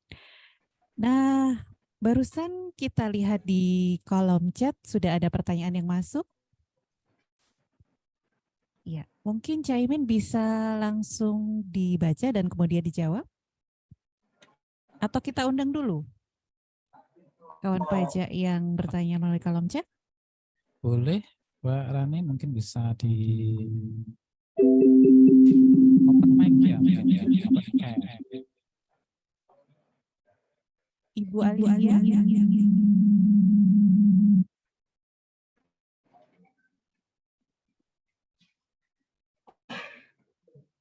Atau monggo langsung saja Caimin dibacakan sambil kita menunggu Ibu Alicia. Baik, Mbak Rani ya, tadi pertanyaannya adalah masih bingung untuk konsep dibebaskan tapi ada yang subsidi dan non subsidi ya, itu seperti apa gitu ya. Mohon izin suara saya didengar dengan jelas Bapak Ibu kan pajak? Ya, terdengar jelas. Khususnya Ibu Alicia ya. Ya, Ibu Alicia ya. Oke, Bu Alicia. Ya, jadi Bapak Ibu kawan pajak khususnya Ibu Alicia. Jadi kan pemerintah ini memang, nah ini kan kalau PMK ini sebetulnya kan PMK yang memang merupakan penjelasan atau lanjutan atau juga turunan dari peraturan sebelumnya. Khususnya ini aturan turunan dari PP 49 yang merupakan aturan turunan juga dari Undang-Undang HPP. Nah, PMK 60 ini tadi saya sampaikan dia mencabut PMK 81 ya tahun 2019. Nah, terkait dengan perumahan subsidi atau juga non subsidi ini sebetulnya kan sebelum PMK ini turun, pemerintah sudah sering ya mengeluarkan kebijakan bahwa memberikan kemudahan atau fasilitas kepada masyarakat Indonesia, khususnya masyarakat yang berpenghasilan rendah. Ini juga sudah diatur di aturan sebelumnya dengan menyediakan rumah-rumah subsidi ya yang terjangkau tentunya dengan kriteria-kriteria yang harus dipenuhi oleh masyarakat Indonesia ya, khususnya kalau di sini bisa saya sampaikan wajib pajak gitu ya. Nah, ini rumah-rumah subsidi ini sudah ditawarkan, artinya sudah diterapkan oleh pemerintah ya. Seperti di daerah saya beberapa warga itu ada yang mendapatkan ya fasilitas rumah subsidi dengan kriteria tadi itu batasan luasan bangunan dan juga luasan tanah. Artinya bahwa Bapak Ibu kawan pajak yang sudah yang mendapatkan fasilitas subsidi tadi ya, rumah subsidi ini kan mendapatkan nomor tanda apa tadi itu? NTPLP ya tadi itu ya, tanda terima secara elektronik lah, artinya bahwa Bapak Ibu sudah memanfaatkan informasi bahwa Bapak Ibu telah mendapatkan fasilitas tersebut melalui jalur subsidi.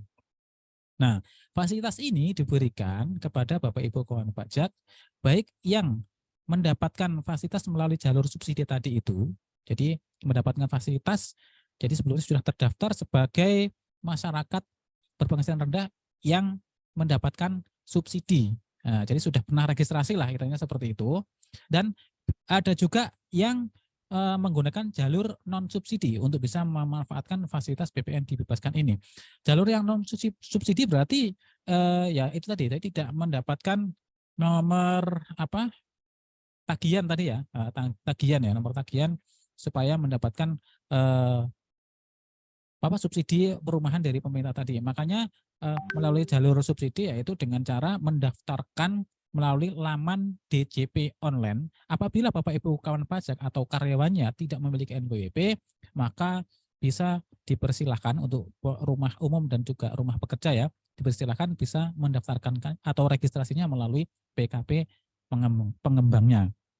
Dalam hal Bapak Ibu telah memiliki tadi itu ya, tagihan apa tadi istilahnya NTPLP ya, nomor tagihan apa tadi. Nah, itu yang menyatakan Bapak Ibu sudah mendapatkan fasilitas subsidi itu sudah dipersamakan dengan tanda terima elektronik Bapak Ibu kawan pajak. Jadi tidak wajib memiliki tanda terima elektronik yang harus diinput ulang di aplikasi atau laman DJP online. Itu sudah dipersamakan dengan tanda terima elektronik, artinya sudah bisa memanfaatkan. Terus kemudian apabila masih belum, artinya ketika membeli rumah ini ternyata proses tadi itu ya, nomornya sebagai pemanfaat rumah yang bersubsidi ternyata masih dalam proses pengurusan. Nah, ini diberikan kesempatan dalam jangka waktu 3 bulan Bapak Ibu kawan pajak. Kalau ternyata dalam jangka waktu 3 bulan Bapak Ibu kawan pajak atau karyawannya ini belum bisa memenuhi, maka diberikan kesempatan untuk pindah ke jalur yang non subsidi dalam jangka waktu paling lama 1 bulan dari 3 bulan tadi. Nah, kalau misalnya ternyata jangka waktu 1 bulan dari 3 bulan tadi juga tidak terpenuhi Bapak Ibu kawan pajak, artinya tidak bisa mendapatkan tadi ya NTPPL,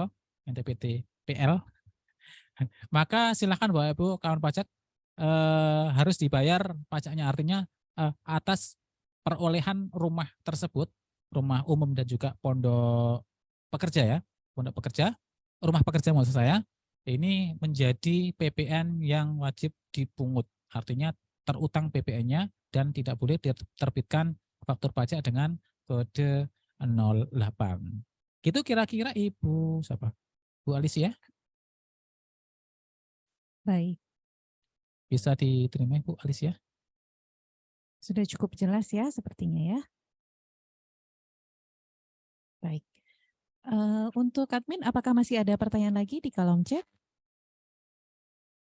Sudah tidak ada.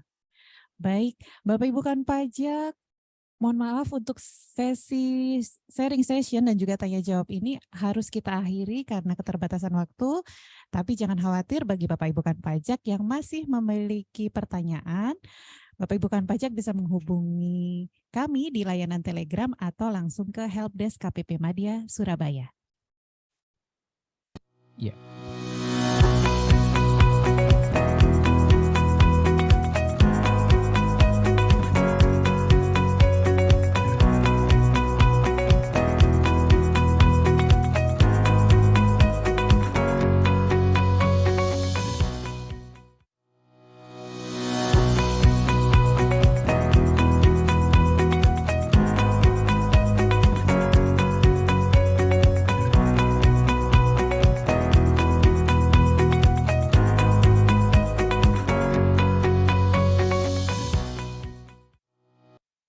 Baik, Bapak Ibu kawan pajak, kita sudah memasuki sesi akhir dari kelas pajak kita hari ini. Dan tidak lupa kami ucapkan terima kasih kepada pembicara kita, Cak Imin, atas materi yang telah disampaikan. Dan semoga Bapak Ibu kawan pajak bisa mengambil intisari dari apa yang telah disampaikan oleh Cak Imin tadi ya. Baik, Bapak Ibu kawan pajak, seperti yang telah kita ketahui bersama, tanggal 31 Desember 2023 merupakan batas akhir bagi wajib pajak untuk melakukan pemadanan NIK menjadi NPWP. Dan pada kelas pajak terdahulu kami juga telah menjelaskan mengapa pemadanan NIK menjadi NPWP ini sangat penting. Nah, pemadanan NIK menjadi NPWP ini sangat penting karena berpengaruh pada proses administrasi perpajakan Bapak Ibu kan pajak ke depannya. Jadi kami rasa perlu untuk kembali mengingatkan Bapak Ibu kan pajak untuk segera melakukan pemadanan NIK menjadi NPWP. Adapun manfaat dan tujuan dari integrasi NIK menjadi NPWP ini adalah untuk meningkatkan pelayanan kepada wajib pajak dan memudahkan wajib pajak dalam administrasi perpajakan dengan menggunakan identitas tunggal. Baik, untuk lebih mengetahui bagaimana cara melakukan pemadanan NIK menjadi NPWP dan juga bagaimana cara melakukan pemutakhiran data melalui DJP online, mari kita simak bersama video tutorial berikut ini. Selamat datang di tutorial login www.pajak.go.id menggunakan NIK 16 digit bagi wajib pajak orang pribadi. Berdasarkan Peraturan Menteri Keuangan Nomor 112 Tahun 2022, terhitung mulai 14 Juli 2022 terdapat 3 format NPWP sebagai berikut. Pada periode 14 Juli 2022 sampai dengan 31 Desember 2023, NPWP format baru masih digunakan secara terbatas. Selanjutnya, mulai 1 Januari 2024, NPWP format baru diterapkan secara menyeluruh pada layanan administrasi perpajakan. Berikut tahapan login pada www.pajak.go.id menggunakan NIK 16 digit. Pertama, buka situs www.pajak.go.id pada browser Anda, lalu tekan login. Kedua, masukkan 16 digit NIK sesuai KTP, gunakan kata sandi yang sesuai, masukkan kode keamanan yang tersedia, dan akhiri dengan klik login. Jika data yang Anda masukkan benar, pada layar akan muncul dashboard profil Anda. Selamat, login menggunakan NIK 16 digit berhasil dilakukan. Lalu bagaimana jika Anda belum dapat melakukan login menggunakan NIK? Lakukan tahapan sebagai berikut. Pertama, buka situs www.pajak.go.id pada browser Anda, lalu tekan login. Kedua, masukkan 15 digit NPWP, gunakan kata sandi yang sesuai, masukkan kode keamanan yang tersedia, lalu klik login. Ketiga, buka menu profil, masukkan NIK 16 digit sesuai KTP Anda,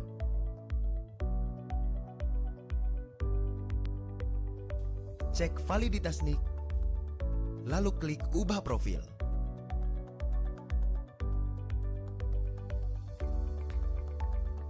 Keempat, untuk menguji keberhasilan langkah sebelumnya, lakukan logout atau keluar dari menu profil saya.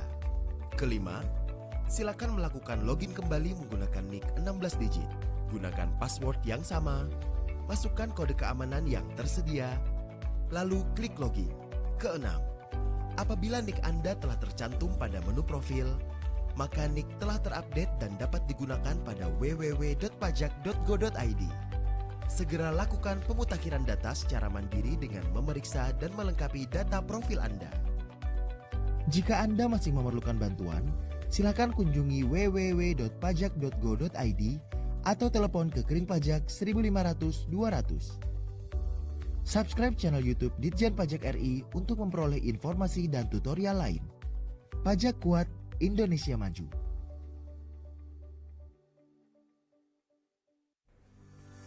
Selamat datang di tutorial pemutakhiran data pendukung di www.pajak.go.id. Tutorial ini ditujukan untuk semua wajib pajak yang belum melakukan pemutakhiran data pendukung. Setelah data utama Anda berhasil dimutakhirkan, Anda juga dapat memutakhirkan data pendukung Anda. Pertama, buka situs www.pajak.go.id pada browser Anda, lalu klik login. Masukkan 16 digit NIK atau NPWP, kata sandi yang sesuai, masukkan kode keamanan yang tersedia, lalu klik login. Pilih menu profil. Pada kolom data profil, pilih tab data lainnya. Anda dapat mengupdate data berupa nomor handphone dan alamat email yang aktif digunakan. Jika data sudah diinput dengan benar, klik tombol Ubah Profil. Sistem akan mengirimkan verifikasi pada nomor handphone atau email yang Anda ubah. Klik pada tombol di sini untuk mengirimkan kode verifikasi. Cek pada inbox handphone atau email Anda untuk melihat kode verifikasi.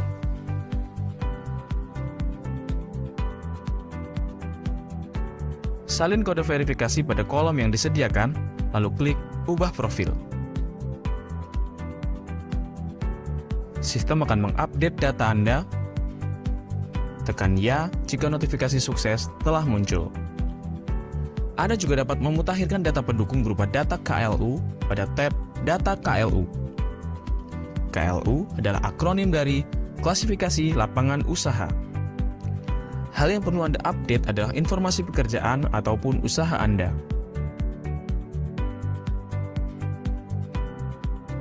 Jika Anda bekerja pada satu pemberi kerja, misalnya PNS, TNI atau Polri, atau karyawan swasta, isilah tanda centang pada pekerjaan dalam hubungan kerja.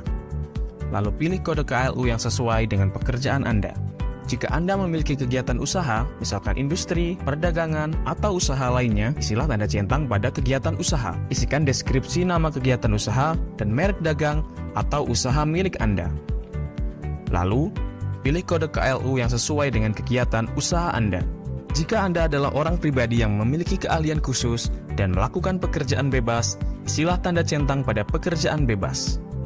Isikan deskripsi nama pekerjaan bebas dan merek dagang atau usaha Anda. Lalu pilih kode KLU yang sesuai dengan pekerjaan bebas Anda.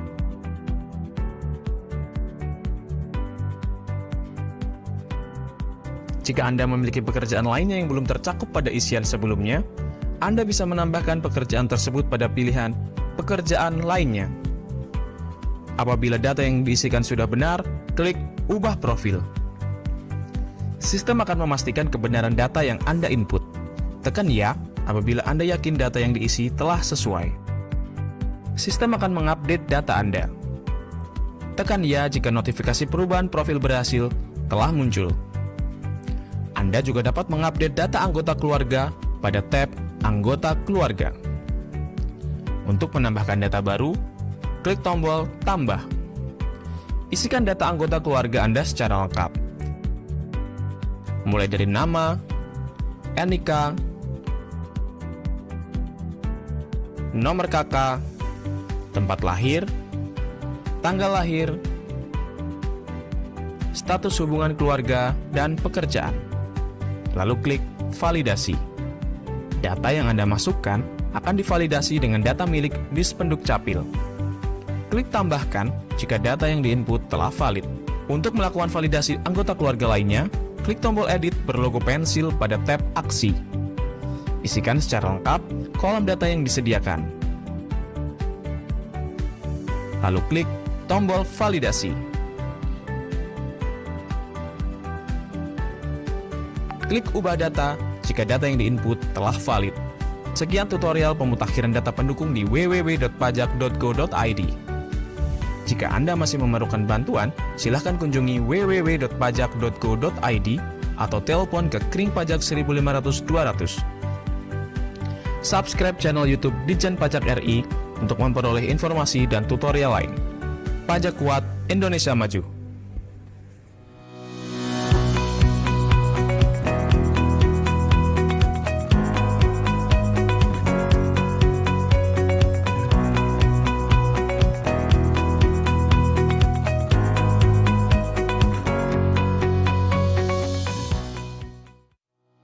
Baik Bapak Ibu Kawan Pajak, kami sampaikan terima kasih kepada Bapak Ibu Kawan Pajak yang masih setia bergabung bersama kami mengikuti acara kelas pajak hari ini dari awal sampai dengan saat ini.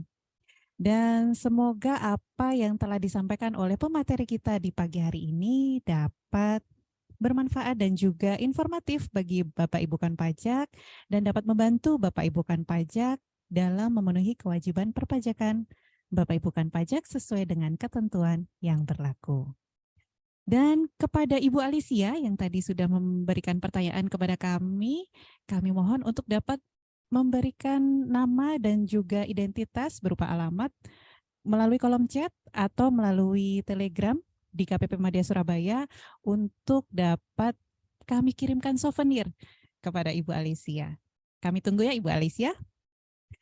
Dan Bapak Ibu Kawan Pajak, kami selaku tim penyuluh KPP Madya Surabaya yang bertugas dalam acara kelas pajak hari ini mengucapkan terima kasih atas keikutsertaan Bapak Ibu Kawan Pajak dalam kelas pajak hari ini, dan untuk materi yang telah disampaikan akan kami unggah di channel KPP Madya Surabaya, di channel Telegram ya Bapak Ibu Kawan Pajak.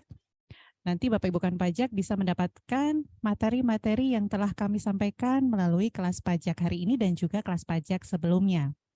Dan juga bagi Bapak Ibu Kawan Pajak yang mungkin tadi terlewat untuk mengikuti kelas pajak ini dari awal, Bapak Ibu Kawan Pajak bisa menyaksikan kembali kelas pajak kita hari ini di channel YouTube KPP Madya Surabaya. Baik Bapak Ibu Kawan Pajak, kami selaku tim penyuluh KPP Madya Surabaya yang bertugas hari ini mohon maaf apabila dalam pelaksanaan kelas pajak hari ini masih terdapat banyak kekurangan. Dan Bapak Ibu Kawan Pajak jangan lupa untuk follow akun Instagram KPP Madya Surabaya di @pajakmadyasby agar tidak ketinggalan informasi terkait sosialisasi atau kelas pajak yang akan dilakukan oleh KPP Madya Surabaya. Dan Bapak Ibu Kawan Pajak juga tidak perlu khawatir apabila masih terdapat pertanyaan, Bapak Ibu dapat menghubungi KPP Madya Surabaya melalui saluran telepon konsultasi kami di 031 998 60398 dan bisa juga melalui live chat Telegram di 0811 3196 631 pada hari dan jam kerja Senin sampai dengan Jumat pukul 8 sampai dengan pukul 16 waktu Indonesia Barat.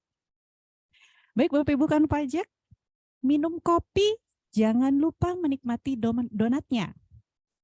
Sampai jumpa di kelas pajak berikutnya. Terima kasih atas perhatiannya. Saya Widya Rani Kusuma mewakili tim penyuluh yang bertugas pada pagi hari ini. Pamit undur diri. Wassalamualaikum warahmatullahi wabarakatuh. Pajak Kuat, Indonesia Maju.